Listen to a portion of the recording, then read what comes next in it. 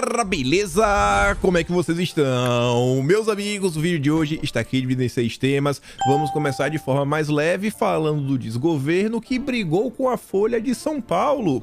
O desgoverno também foi criticado diante de algumas medidas na área da cultura e uma história que envolve aviões da FAB. Tem mais algumas coisinhas também para falarmos nesse primeiro tema. Aí depois as coisas começam a ficar bem mais sérias. O segundo tema...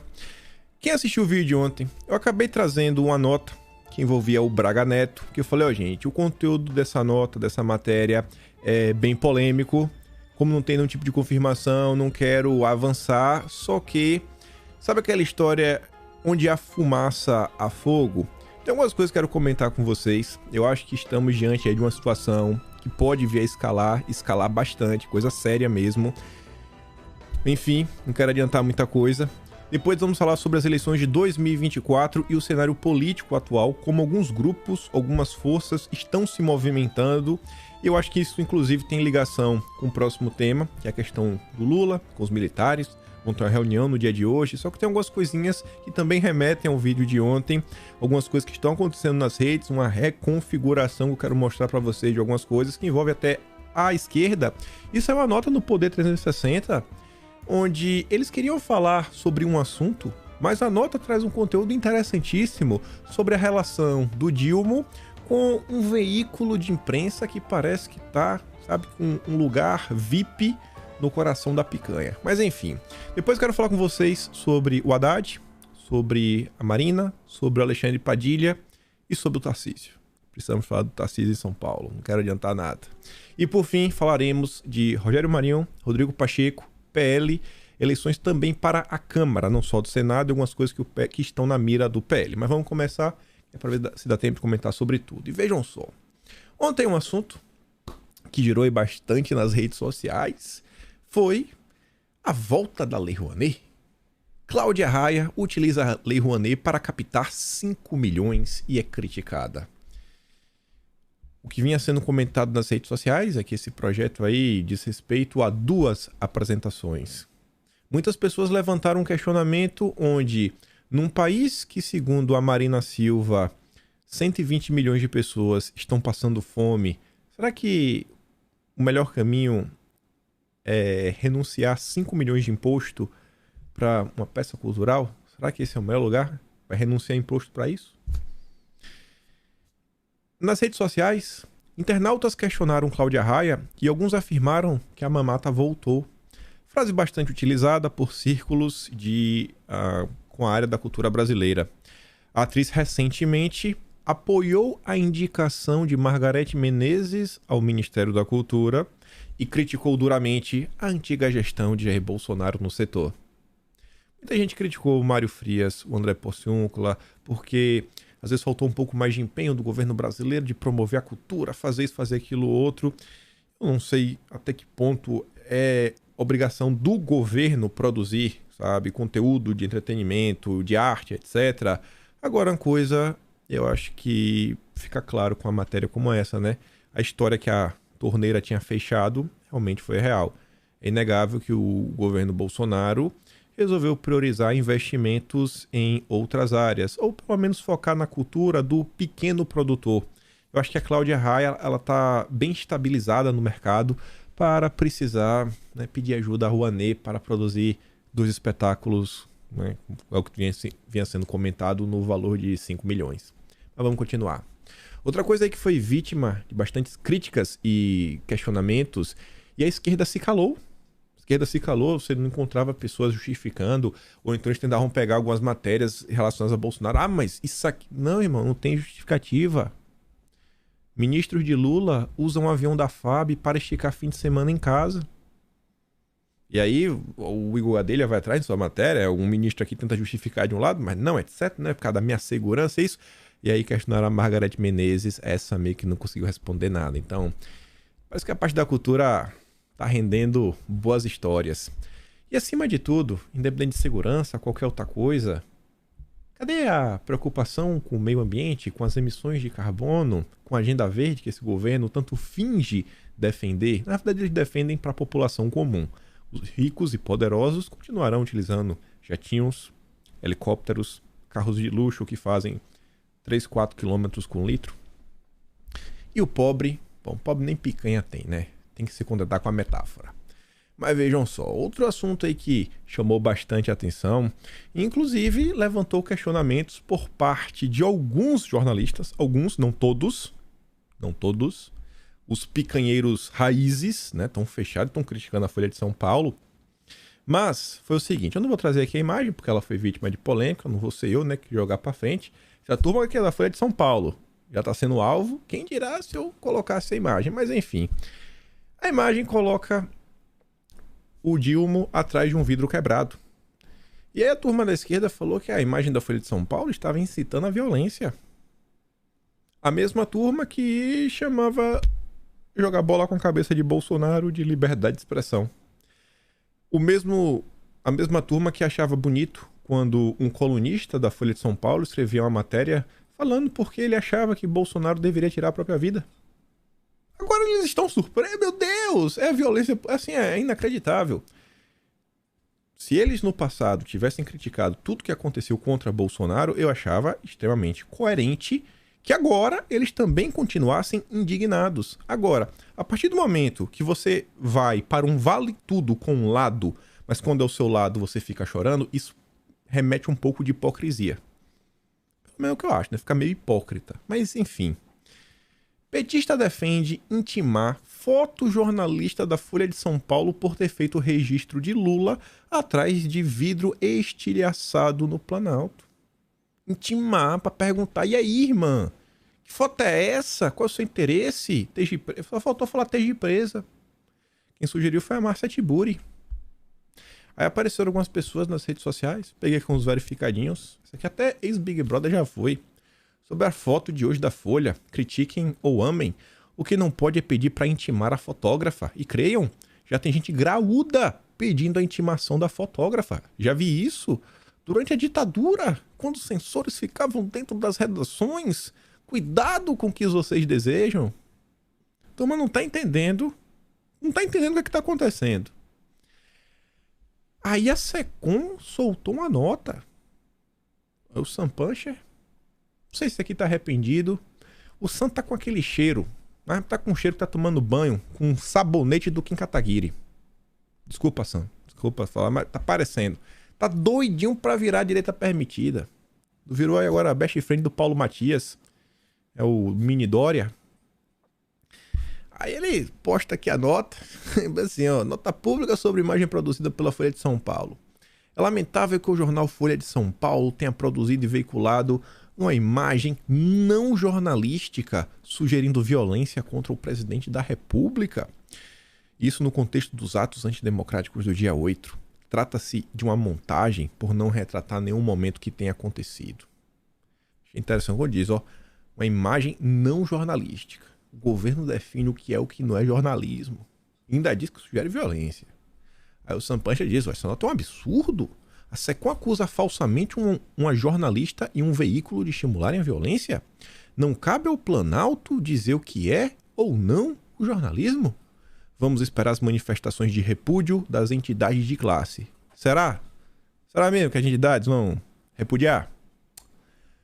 Quando o Planalto acusa o jornalista e um veículo de estimular violência contra o presidente, coloca um alvo na costa de ambos. Nota irresponsável e distorcida. A Associação Brasileira de Imprensa resolveu repudiar a foto. A nota tem erros de concordância e acusa a Folha de São Paulo de cumplicidade com o golpismo. Sim, a ABI, a Associação Brasileira de Imprensa, está atacando a imprensa, segundo o Sam Puncher. Aí ele coloca esse parágrafo. A foto do presidente Lula, superposta por vidro em que o ponto do estilhaço está na altura do coração do mandatário, vem causando alvoroço nas redes jornalísticas e sociais em geral. É primeira página de um dos ainda chamados grande jornal.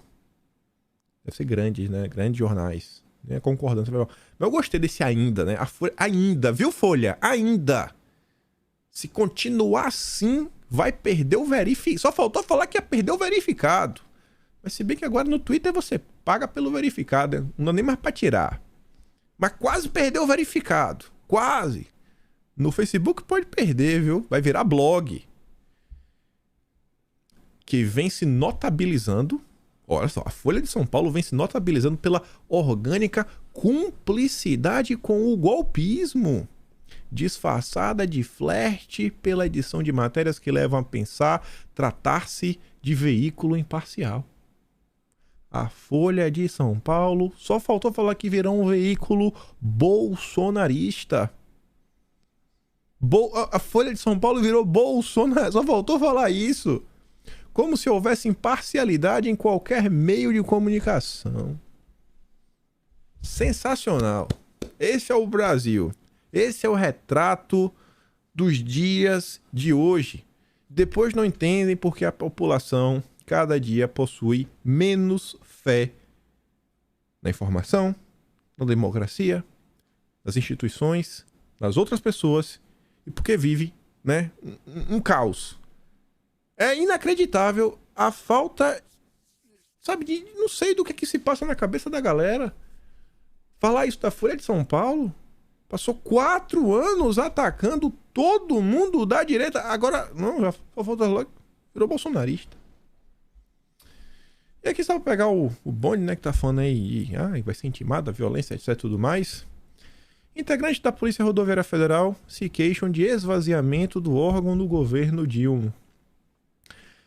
As medidas tomadas pelo governo Dilma para diminuir as atribuições da Polícia Rodoviária Federal têm gerado insatisfação entre os servidores da corporação. No segundo dia de governo, o órgão perdeu 101 cargos.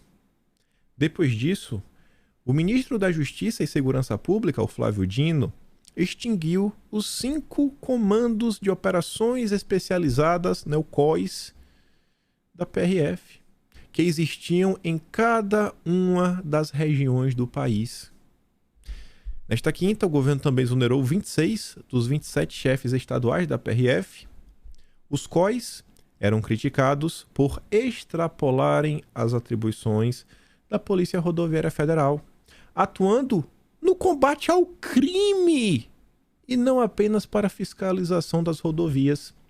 O que é que você, enquanto cidadão comum, acha disso? O código é o Comando de Operações Especializadas. Este comando ele não estava focado em fiscalizar o veículo, né? Ver se estava careca, se a turma estava de cinto, se o pisca-alerta estava funcionando, está queimado. Não. Era um grupo que, além disso, fazia operações para combater o crime.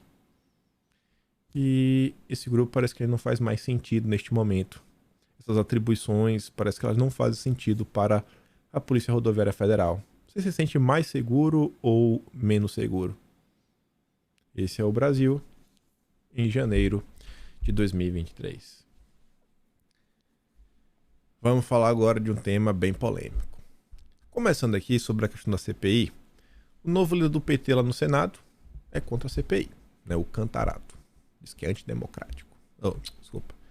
Os democráticos do Senado. Ele diz que não faz sentido, porque a CPI começa, só tem motivações para sair do papel quando o governo não está fazendo a parte dele, de investigar, de fazer isso, fazer aquilo outro, e como a gente pode perceber, a justiça vem realizando seu trabalho, etc e tudo mais. Eu vi uma tese ser levantada pela turma do antagonista, que era o seguinte, falando que a esquerda estaria com medo da CPI, sabe? Que a CPI pudesse crescer, for para cima deles, e etc, e sei lá, tentar mostrar que o governo possa ter errado e tudo mais. Eu não acho que vá por esse caminho, eu não acho mesmo. Eu acho que isso pode acontecer, eventualmente, né, de forma pequena. Não acho que a turma da esquerda, o desgoverno, teria essa inabilidade. Eles são bem habilidosos, né, nessas situações. Eu acho que o grande ponto aí que vem sendo desencorajado por parte do PT é porque uma CPI como essa, uma CPI, independente de qualquer CPI, ela tira o foco das ações do governo e o foco da imprensa como um todo vai estar na CPI. Além disso, para você conseguir fazer com que algumas agendas avancem, né, questões legislativas, grandes reformas, fica basicamente inviável. E o governo, que não é besta nem nada, ele quer utilizar esses primeiros 6 meses, a famosa lua de mel, que parece que já acabou, para tentar emplacar algum tipo de projeto, tipo de reforma, alguma coisa, porque senão não vai sair do lugar. e as críticas, né, chegarão muito mais rápido. Eu acho que segue muito mais essa linha do que, o PT estaria com medo. Acho muito improvável. Provavelmente de coração. Anderson Torres, ele deve depor de novo na segunda-feira, segunda turma da CNN, e ele deve detalhar o conteúdo que está no celular dele. Falar que ele esqueceu, deixou nos Estados Unidos, enfim, ele não trouxe, não apresentou. Aí tá lá, né? Diz que ele está preparado para falar sobre o conteúdo do seu celular e as razões para não ter trazido o aparelho na viagem dos Estados Unidos de volta ao Brasil. Isso de acordo com os interlocutores do Anderson Torres que foram ouvidos pela CNN. Enfim, ele está preso desde o sábado, dia 14. O depoimento foi remarcado pela Polícia Federal para a próxima segunda-feira, depois do ex-ministro permanecer em silêncio durante o interrogatório. Qual o motivo? A defesa alega que não teve acesso aos autos dos 4 inquéritos que tramitam contra Anderson Torres, haver informações disponíveis de apenas um deles. Sobre a questão da minuta que foi encontrada na casa do Anderson Torres, a defesa de Bolsonaro se pronunciou sobre isso. Eu parei para ler a peça, li quase que completa. Tem algumas coisinhas que eu acho que a turma do Poder 360 não colocou aqui na nota, que eu acho que fazem um pouco mais sentido, então eu complemento. Mas tirando essa parte, eles resumiram bem. Aí fala o seguinte, que Bolsonaro respondeu aí ao Tribunal Superior Eleitoral que a minuta do Torres é apócrifa. O documento sobre o estado de defesa foi apreendido na casa do ex-ministro de Justiça, no subtítulo. Aí fala o seguinte, que Bolsonaro respondeu aí ao tribunal ontem que a minuta apreendida na casa do ex-ministro é apócrifa e não foi encontrada com ele. Óbvio, Bolsonaro está nos Estados Unidos, o que é que tem a ver? Tá lá, um pedaço de papel. No documento, o ex-chefe do executivo disse não haver atos concretos ou indícios de que ele tenha agido para que providências supostamente pretendidas pelo documento fossem materializadas. Tem nada, tem o quê? O que foi feito? Tem alguma reunião, tem alguma ata, tem algum tipo de conversa? Bolsonaro pede que o documento seja desconsiderado e a defesa argumenta que o material não tem relação com a investigação em curso no tribunal. Qual é essa investigação a qual o PDT pediu para a minuta ser apensada? É a ação que o PDT move em relação à reunião com os embaixadores. Se lembra? Foi uma reunião com os embaixadores para falar de uma situação lá que não dá para falar mais. Enfim. E aí foi dentro dessa ação que o PDT pediu. E aí a defesa de Bolsonaro ela apontou o seguinte: existe lá uma tese que você tem que limitar o momento que você pode ficar apresentando novas coisas, etc e tudo mais. Senão você entra, como é que ele fala?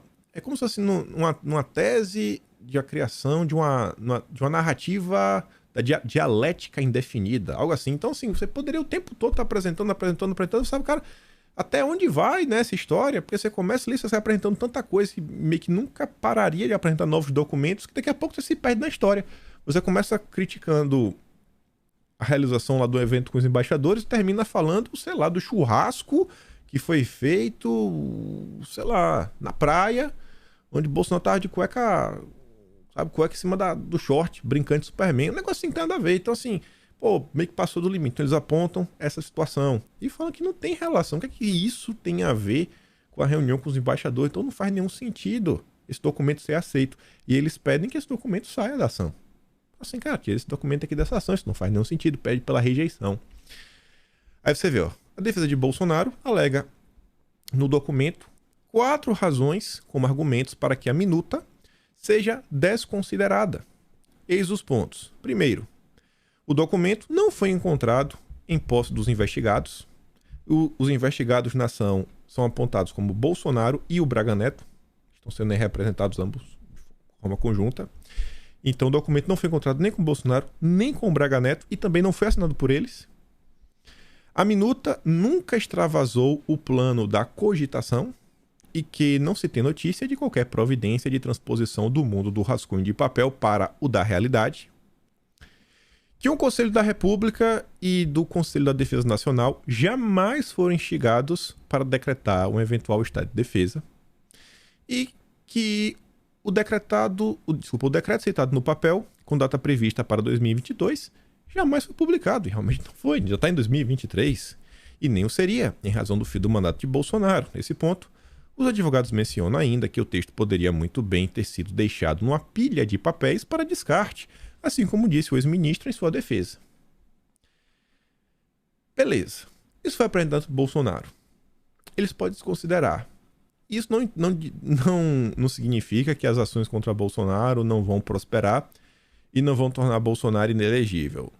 Só que tem um problema extra. Tem um problema extra que eu não sei nem como comentar com vocês, que realmente é complicado.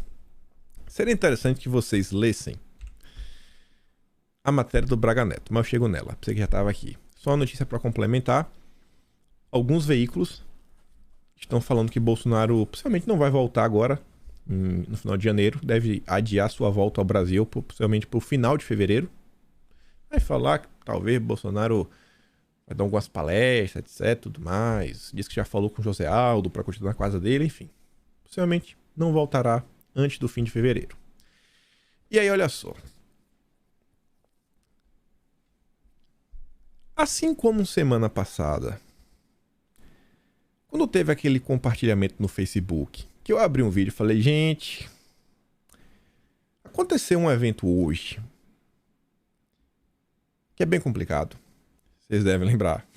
E vocês viram os dias, né, que se sucederam. Uma ação, né, Bolsonaro virou formalmente investigado depois disso. A coisa cresceu. Quando eu li essa matéria ontem, eu tive a mesma sensação do negócio que o Bolsonaro compartilhou no Facebook. Vai, bicho. Sabe aquela matéria que fala assim, não, conversei com interlocutores, não falo o nome de ninguém, só que é uma matéria que é tão detalhada, que fica aquele negocinho, pô, onde há fumaça, há fogo, sabe? Assim, é como se tivesse alguma coisa. A defesa de Bolsonaro diz assim, ó, cara, não tem nada, não tem nenhum indício, não tem nenhuma conversa, não tem nada dizendo que, sei lá, que nada foi planejado, foi pensado, né? Isso em torno da minuta. Isso é que a defesa tá falando. Por outro lado, quando você olha o que a imprensa tá falando, Braga Neto teria debatido a aplicação do estado de defesa. Essa é a manchete, é a coisa de ontem. Leiam essa matéria. Matéria longa. Polêmica. Para vocês entenderem porque eu tô falando que eu acho que isso aqui vai crescer um pouquinho. Outros veículos de imprensa também comentaram sobre o tema. Mas não só comentaram sobre o tema, eles se referenciaram à matéria da CNN. Não é um assunto que sai, como foi, por exemplo, o vídeo de Bolsonaro compartilhar, todo mundo, Bolsonaro fez isso. Não. Eles estão assim, referendando a matéria que saiu na CNN. Falou, aquela matéria em específico, sabe aquela matéria que faz a confusão acontecer, rolar? Sei lá, tipo, aquelas matérias, empresários, botaram emoji no grupo do WhatsApp. Enfim, a Veja comentou sobre isso. Outros veículos de imprensa também comentaram sobre isso. E o que chama minha atenção também? Vários setores na esquerda também comentaram sobre isso. Você viu o Humberto Costa. Urgente. A CNN revelou hoje que a cúpula do governo discutiu dentro do Palácio do Planalto um golpe de Estado e que o vice na chapa, general Braga Neto, liderou após a derrota reuniões nas quais foram discutidas alternativas para reverter o resultado.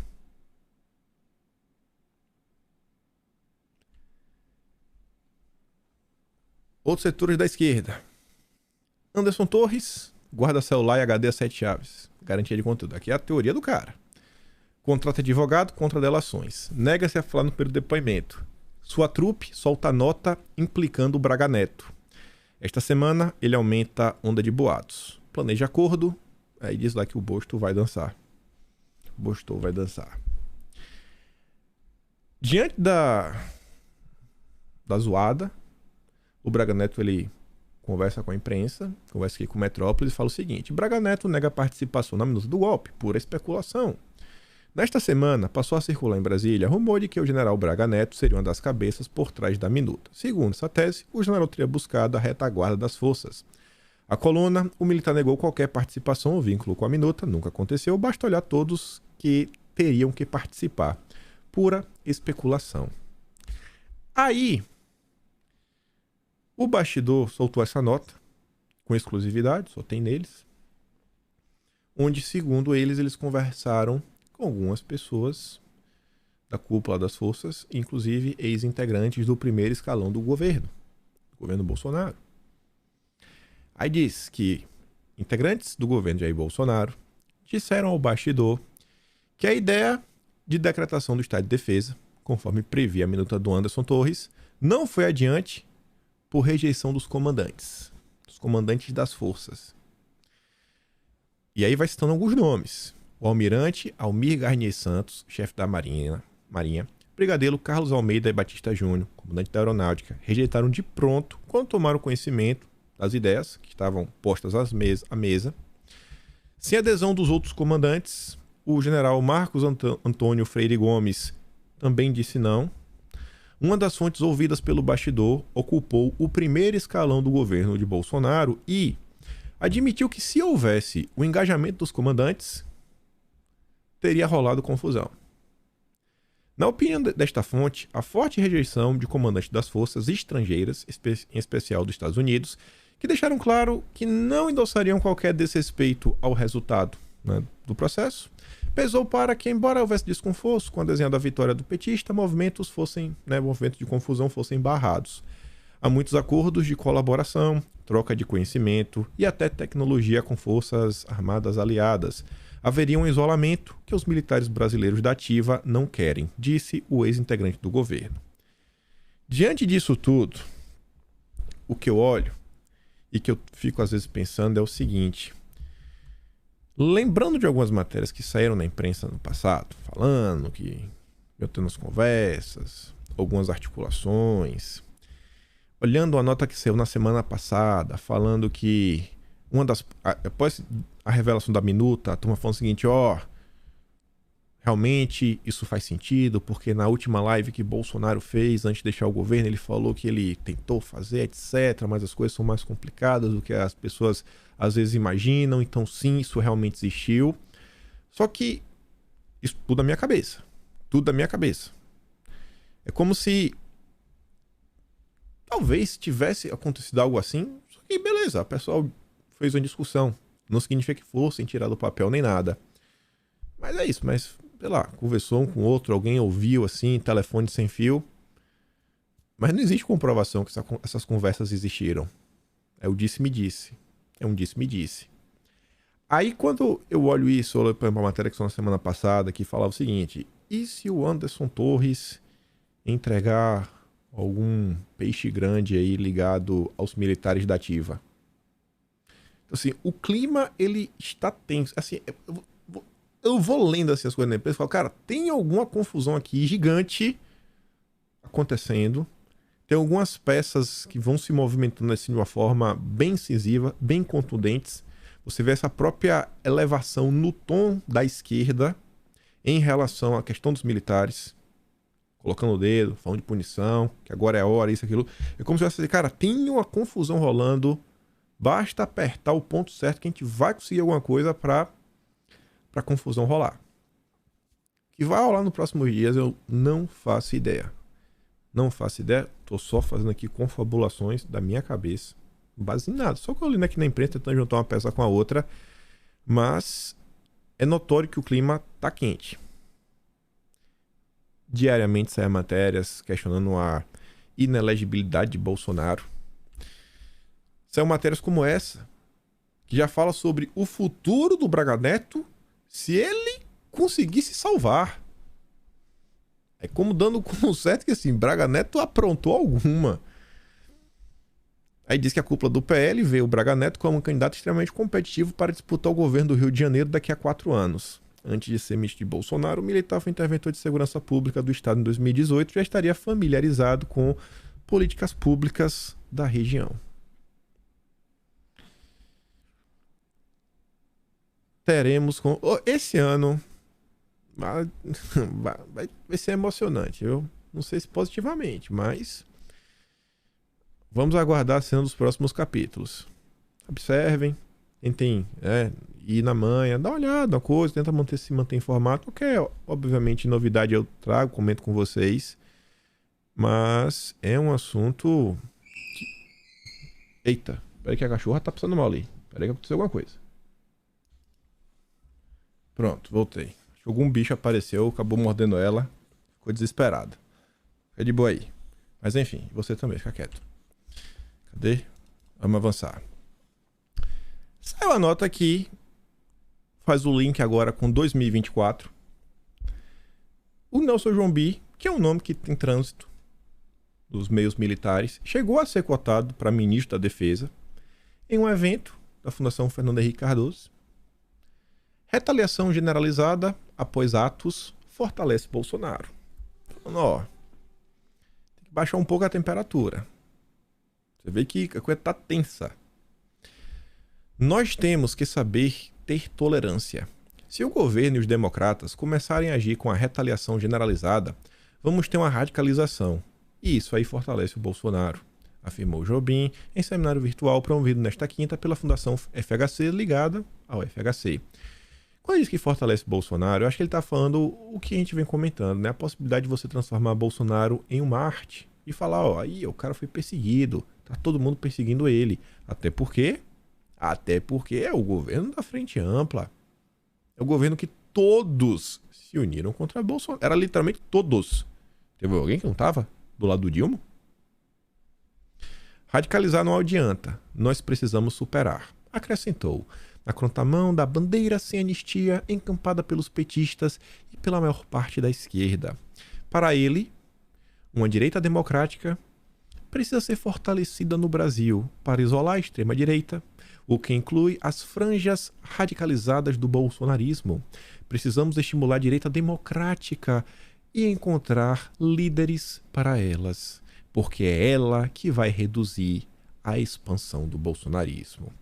E quando ele está falando isso, no seminário da fundação do FHC, o eterno tucano, Fernando Henrique Cardoso, você olha para o próprio PSDB, o que aconteceu recentemente? Eles não aderiram à base. Eles estão vendo a possibilidade de se tornar uma oposição com voz e com destaque, refundar o partido. A turma do União Brasil está tentando seguir pelo mesmo caminho. Não, vamos colocar aqui um tipo de independência nesse primeiro momento. Quem sabe é hora de meio que reestruturar o partido. Você olha até para pessoas que estavam próximas de Bolsonaro, você vê o PP. Ciro Nogueira, não digo que ele é um cara de esquerda, era um cara de esquerda. É centrão. Centrão é sempre governo. O que tiver governo eles estão apoiando. Só que o Ciro Nogueira está dizendo aí, não, vou ficar contra. Porque a turma está vendo que existe um campo no Brasil que é real, que é a direita, e que existe uma grande quantidade de pessoas que se identifica com este campo. E tudo que eles queriam esse tempo inteiro era retirar Bolsonaro para eles serem a direita permitida. Além dessas movimentações que tiveram recentes, que a gente comentou, olha aqui. O renascer. Que renascer, rapaz? Congresso online 100% gratuito. Toda a turma do MBL em destaque na primeira coluna. Gentili, que o Catagueira já anunciou que é o candidato do MBL à presidência em 2026. Marcelo Brigadeiro, Paulo Cruz, Paulo Matias, o Mini Dória, Alexandre Borges, o Vilela, Pedro, eu nem sei quem é esse Pedro Duarte, mais convidados. Acho que deve ser o Nando Moura. O Nando Moura é pequeno demais, então acho que não tá dando pra ver, tem que botar uma lupa pra gente encontrar. Mas deve estar no meio também. O MBL não é bobo. Trabalharam 4 anos para derrubar Bolsonaro para isso daí, ó, para eles se tornarem a direita permitida. Mas não são. Que direita que o MBL é? A direita que faz atos do dia 12 de setembro junto com forças sindicais, junto com expoentes da esquerda brasileira, atos que o Renan Santos briga com Vem Pra Rua porque levantaram um pichuleco do Dilma e ele fala, vocês estão jogando no chão toda uma construção que nós estamos fazendo. Que direito é o MBL? Renan Santos devia pedir desculpa e explicar o que ele foi fazer na Montanha Tatra, que até hoje não explicou. Aquelas inconsistências na prestação de contas do MBL na Ucrânia até hoje não explicou. Compras que foram feitas quando eles já estavam no avião de volta para o Brasil. Pô, Renan, para, bicho. Toma vergonha na cara. Só que aí tá lá, ó. Para lançar partido, MBL quer colher assinaturas de apoiadores em shows de Danilo Gentili. Por mais que a gente faça piada, por mais que a gente tire onda com o dono do MBL, por mais que a gente saiba quem o MBL é, eles não são bobos no sentido de ficarem de algazarra. Eu vejo assim, às vezes a direita, ela tem algumas preocupações. Eu digo assim, a direita de verdade, né? A direita, ela tem algumas preocupações que eu falo assim, cara, o que é que isso aí tá ajudando? Ah, não, vamos ter aqui um evento disso, daquilo, outro. Esse evento, ele tem algum sentido mesmo, real? Não, vou aqui em tal país. Esse evento é internacional, ele vai trazer algum tipo de ganho pro Brasil? E sei lá, você precisa ficar... Enfim, né? Às vezes eu vejo algumas atuações que eu acho que são inócuas. Não vejo para lugar nenhum, é só o deputado meio que passeando aí ao redor do planeta sem trazer nenhum tipo de fruto. Enquanto esse torno da MBL tá aí. Tá aí trabalhando, tentando, inclusive abrir um partido, que é uma das ideias que foram reveladas nos diálogos da MBL da Vaza Jato. A Vaza Jato não foi só sobre o seu Sérgio Moro. Tem diálogos da MBL. A turma tá aí, ó, tentando tirar um partido do papel. E não estão olhando apenas para 2026. Eles estão olhando para 2024. O MBL terá vereadores. Possivelmente os vereadores do MBL serão as pessoas que já são assessores parlamentares nesse momento. É como foi lá o Guto Zacarias. Não sei se ele foi eleito ou não, mas esse Guto aí, ele era assessor do Mamãe Falei. Virou candidato. Em paralelo, você vê que a própria esquerda, ela está se movimentando e já mirando em 24. Você vê, a Glaze manda e desmanda no governo. Junto com o Mercadante, emplacou umas 10 pessoas no primeiro escalão. O próprio Mercadante. Colocou o drone dela para ser ministro, para daqui a um ano o cara sai, ela entra. Só que ela não saiu do PT, por quê? Porque é um momento que tem várias peças importantes saindo de posições chaves do partido para assumir cargos no governo federal. Então o partido tá meio capenga, precisa de alguém, ó, na rédea curta. Por isso que o Dilma não colocou ela lá em cima. Falou, ó, aguenta aí, segura a onda. Segura, não pode deixar o partido ficar cambaleando. Você vê, a turma tem uma visão, tem um planejamento de médio e longo prazo. 2024. Isso daqui é um retrato que não é só sobre a cidade de São Paulo. Isso daqui é um retrato de um cenário que vai se repetir ao redor do Brasil, onde por muitas vezes a direita ela vai ter que pensar de uma forma um pouco mais pragmática se ela quiser impedir a vitória da esquerda. Não sei se a cidade de São Paulo seria esse cenário, mas olha o que está acontecendo. Alguns dias atrás, o atual prefeito de São Paulo, que não é bobo, quer se reeleger, ele turbinou a comunicação da prefeitura. Turbinou. Botar aí 20 milhões, divulgar o que a pessoa fazendo, fazer o nome dele rodar. É besta. Aí falava, né, que o Nunes tem costurado uma ampla aliança de partidos para sua campanha. Ele já conta com sinalizações de apoio de siglas como PSDB, União Brasil, PL e Podemos. Do outro lado, ele deve ter Tabata Amaral e o Boulos. O Lula já disse publicamente que o PT vai apoiar o Boulos e não lançará nome próprio. Eleições para a cidade de São Paulo, 2024.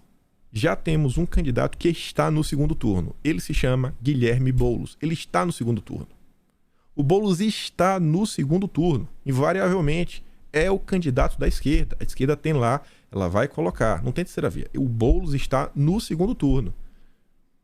A direita tem que pensar o quê? Quem será o candidato da direita com força, capilaridade, que consiga conquistar a cidade de São Paulo, que nas eleições se mostrou mais progressista, a capital, né? O Haddad teve até performou melhor na capital do que no interior. Bolsonaro perdeu na capital.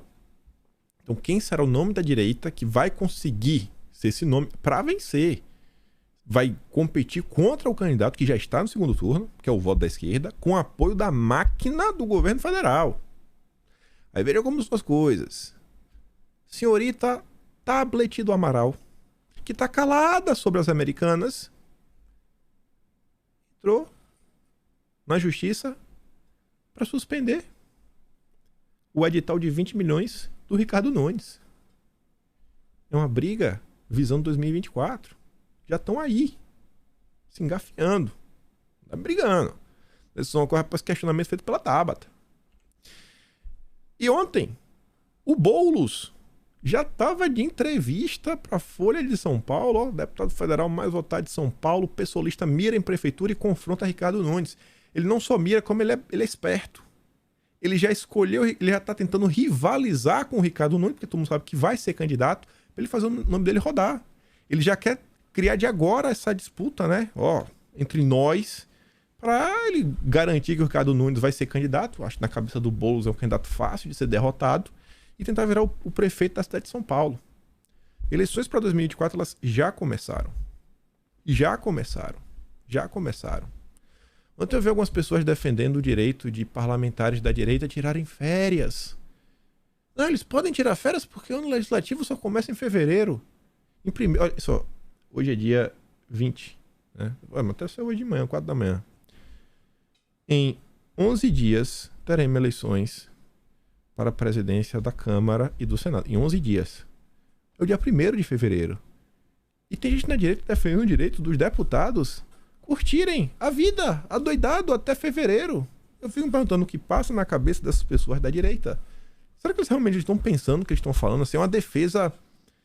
Assim, você defender um cargo executivo, que precisa de maioria, precisa de um grupo, precisa aprovar coisas, mas você faz um deputado, gente. Pensa, reflete um pouquinho. 11 dias para Câmara e Senado. E tem gente defendendo o direito dos parlamentares, que agora estão com salários maiores do que nunca, fica tirando férias nesse momento. Olha o que a esquerda já está fazendo. Mas vamos lá. Quero falar pelo menos ali até a questão do Haddad. Voltando aqui para a questão dos militares. Ontem eu também trouxe essa nota. E falei, ó, esse movimento aqui vale a pena ficar de olho. O Etchegoyen não é um qualquer. Não é um qualquer, senão não tinha virado notícia. O Etchegoyen foi ministro do GSI do Temer. E ele falava que a desconfiança do Lula expressa covardia e não pacifica o país. Então, botou o dedo na cara. E aqui é para mostrar algumas coisas de um tema que eu venho batendo na tecla com vocês nos últimos dias. Que eu acho que a direita tem tudo para crescer. Tudo para crescer. Se ela conseguir se fazer entendida por outros grupos. Porque no final do dia, o que a direita defende é o que a maior parte do Brasil defende. É a maior parte do Brasil. Só não sabe, fica naquele escacuete maluco. Ah, Bolsonaro... Que não para ouvir. O cara traz a postagem do Globo, que tá lá do Etchegoyen, e diz, ó, o IREE é plural e democrático. Ele tá sendo irônico. E aí você pode estar se perguntando, tá, mas o que é o IREE? O IREE é um think tank. Tipo, sei lá, Instituto Igarapé. Instituto Igarapé é meio que uma ONG, né? É um think tank tipo, sei lá, véio. Tipo Open Society. Acho que tá mais próximo, que é um lugar assim de pensamento. Mas não tá tão próximo mesmo assim. Enfim. Olha essa postagem aqui. O cara, você pode ver, ele tá abertamente criticando os vínculos que o IREE possui. E ele pergunta o seguinte, ó, o que fazem Boulos e companhia neste IREE com os golpistas? Porque o Etchegoyen, ele é membro do IREE. E nesse mesmo grupo você tem o Boulos, você tem o ministro Silvio Almeida, você tem o Juliano Medeiros do PSOL, você tem o Tasso Genro. Você tem todo nome. Todo nome, né? Conhecido aí de verões passados. E a esquerda faz esses vínculos, ó, ligação aí com a Ford Foundation, ligação com o Open Society. Quem é que faz essas críticas? Quem foi que sempre fez essas críticas? Foi a direita. É a direita que está preocupada com essas questões, ligadas à soberania nacional. Aí eu vi esse outro post aqui, ó. Duas pessoas da esquerda. Boulos, Silvio Almeida, Furno, Tasso Genro, Jorge Viana, já deram um golpinho em relação à ameaça do seu superior Etchegóin ao Lula? Aí fica de esquerda, ó. IRE, quem financia, por que financia? Quem financia o IRE, qual é o intuito do IRE? Aí tá lá. Aí. Não, que história é essa? E aí? Como é isso daí? Então você tá vendo? Existem setores que eu vejo. Se a direita conseguir mostrar, falar assim, galera, vocês estão sendo iludidos. Vocês estão sendo ludibriados. As pessoas que vocês acham que defendem o Brasil, etc., não estão. Olha o Dilma. Olha o Dilma. Olha o que a Marina tá falando lá em Davos. Olha o que a Haddad está falando. Olha quais são as políticas públicas. É uma turma que, na maior parte do tempo, vem se colocando contra a agenda woke, contra a agenda identitária. Esse assunto eu tô comentando em alguns vídeos para vocês verem, ó. A Paula Schmidt, que eu falei com vocês. Uma jornalista que várias pessoas da direita seguem, que hoje em dia acho que ela fala muito mais pra direita do que qualquer outro setor. Fez um texto, um artigo muito bom, comprido, com várias coisas explicando por que ela vota em Bolsonaro. E ela começa assim, ó, eu voto em Bolsonaro porque eu sou de esquerda. E ela sai listando várias coisas que Bolsonaro defende, que ela diz, isso deveriam ser as pautas da esquerda. Mostrando como Bolsonaro se preocupa com a população, com o povo, com o bem-estar. Você vai listando com a segurança, com a vida. E é por isso que eu voto em Bolsonaro.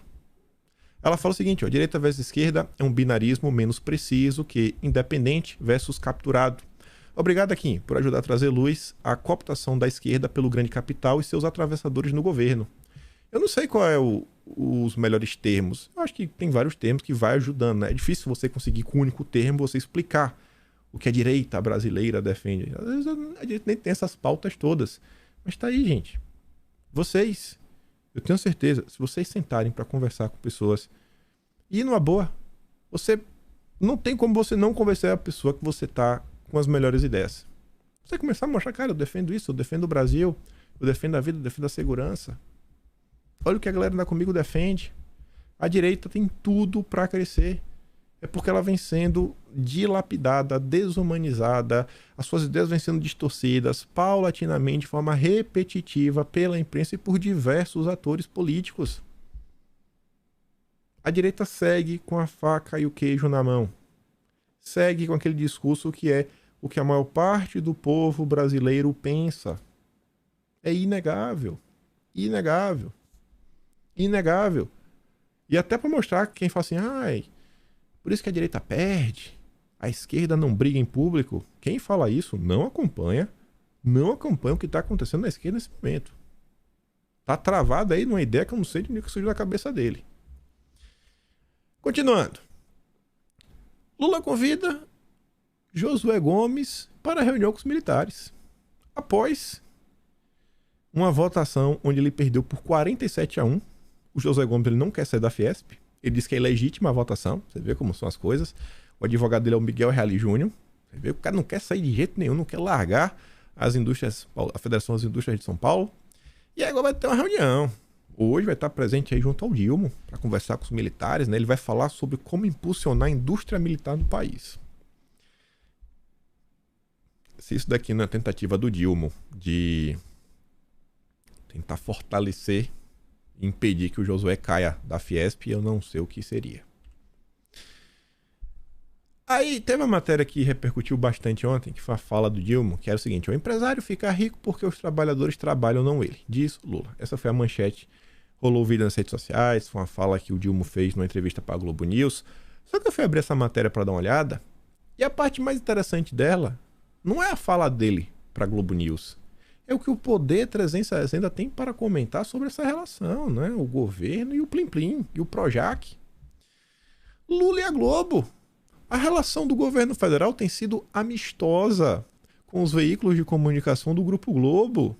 A primeira entrevista exclusiva do Dilma foi para a emissora de TV a cabo, né? Paga pela Globo, TV a cabo paga a Globo News.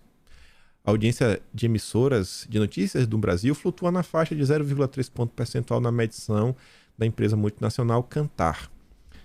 Isso equivale a aproximadamente 200 mil pessoas assistindo. No Jornal Nacional, cuja audiência é muito maior, porque é transmitido na TV Globo aberta. A entrevista da Globo News foi apresentada numa reportagem de 13 minutos e 4 segundos. Uma eternidade. Trechos da fala do Dilma foram reproduzidos enfatizando a defesa da democracia.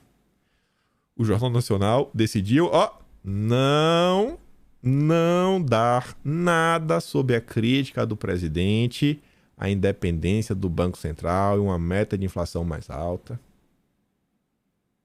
Por que o Jornal Nacional não falou isso? Que ele criticou a independência do... Por que não mostrou, né? Passada de pano. Mas deu a frase sobre empresários. No último domingo, as imagens das câmaras de segurança do circuito interno do Planalto com os arquivos dos atos de vandalismo foram entregues com exclusividade para o programa Fantástico. Só que essas imagens são um bem público e, pela lei de acesso à informação, qualquer pessoa poderia ter acesso. Mas só na segunda-feira, outros veículos de comunicação receberam cópias dos vídeos 24 horas depois da Globo.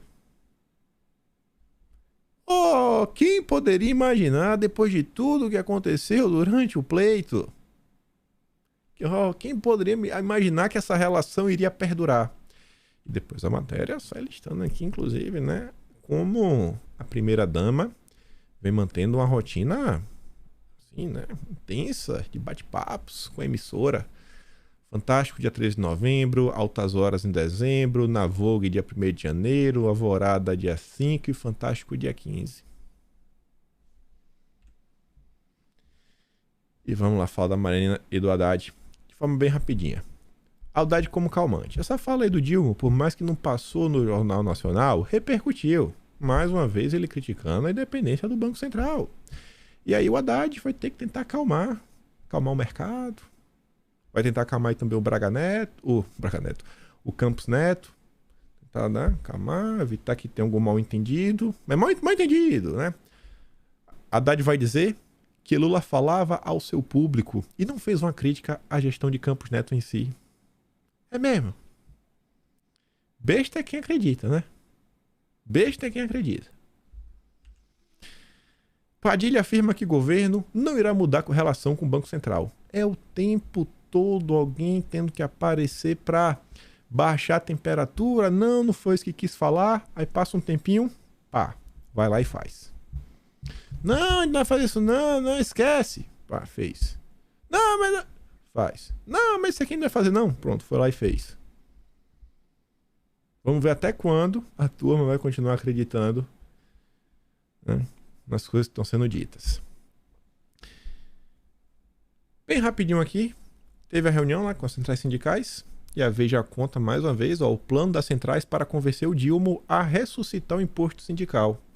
A ideia é aprovar uma lei que não preveja o desconto obrigatório e automático, só que esse texto ele seria mais genérico, dando aos sindicatos o poder de convocar assembleias com essa finalidade. A nova taxa, seu valor e mecanismo de arrecadação seriam aprovados em assembleia por cada categoria. E isso, na prática, quer dizer que caberia a um grupo restrito de sindicalizados decidir em assembleia como e quanto sairá dos bolsos dos trabalhadores. Simples assim. São as ideias. Só para falar também alguns acenos que o governo vem fazendo, né? Fez aceno para o Banco Central, aceno para os sindicatos. Na Argentina, Lula terá bilaterais com Maduro, presidente cubano e FAO. E o governo Dilma já inicia processo para reabrir embaixada na Venezuela. Ninguém pode falar que não foi avisado. Mas enfim. Ontem, nossa ministra intergaláctica estava lá com a Greta. Estava com a Greta. Meu Deus do céu. Não tem nem o que falar, né? Marina também estava com Al Gore. Aquele que fazia os documentários que basicamente, Ave Maria, basicamente o mundo ia acabar, o mar ia subir, Aí tava, pô, mas o Algor falou que o mar ia subir, ele comprou uma casa na praia. Isso não é hipocrisia? Ele disse que o nível do mar vai subir, ele comprou na frente da praia. Pô, Algor. É um cara incoerente, né? Eu não sei como as pessoas levam muito a sério. E aí, gente, eu tenho que ser um pouco justo com meus princípios. Não quero abrir uma crítica, mas quero comentar, apenas comentar, deixar no radar. Não é crítica, não é nenhuma crítica, mas é deixar no radar, tentar entender o que realmente está acontecendo de forma bem clara. Aí eu fui atrás para dar uma olhada. E aí, nas minhas leituras diárias, eu me deparei primeiro com essa nota aqui da Folha de São Paulo. Eu não tinha visto essa nota.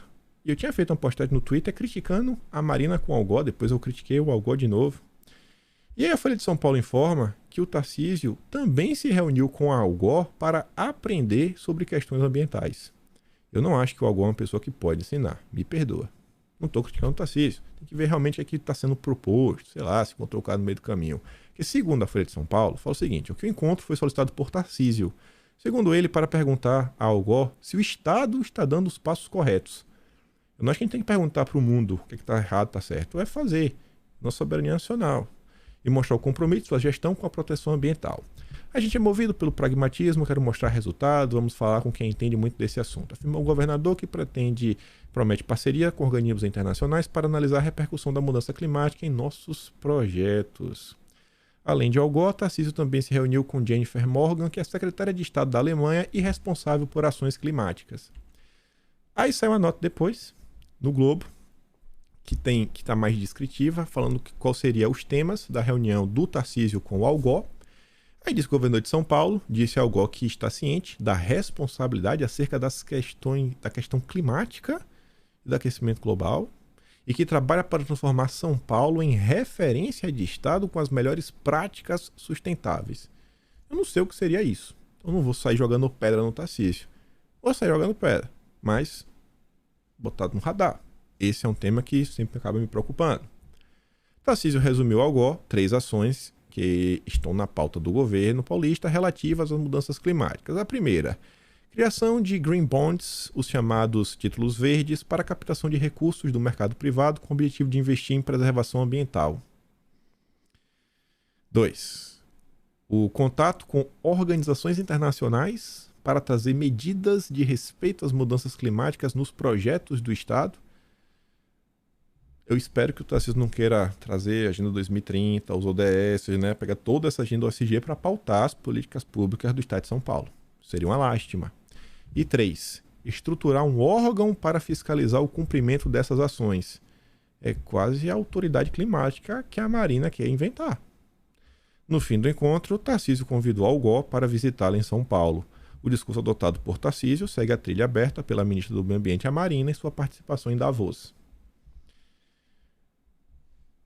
Tá genérico, meio que nada foi feito ainda, mas como eu sempre venho falando, eu acho que esse é um tema que a direita ela precisa se debruçar.